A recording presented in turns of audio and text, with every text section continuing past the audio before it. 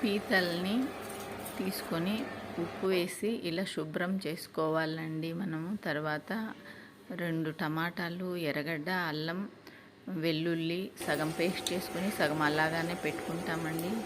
కుక్కర్లో ఆయిల్ వేసి ఆవాలు, జీలకర్ర వేసిన తర్వాత లవంగాలు కూడా వేసుకోవాలండి.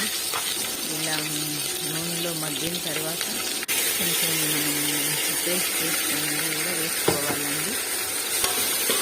కలుపుకొని బాగా కొంచెం మగ్గిన తర్వాత మనము కొంచెం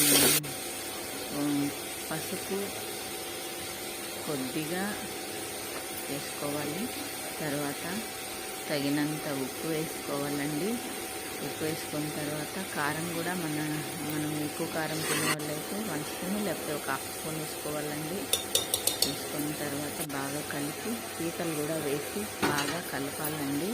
బాగా కొంచెంసేపు మగ్గాలండి.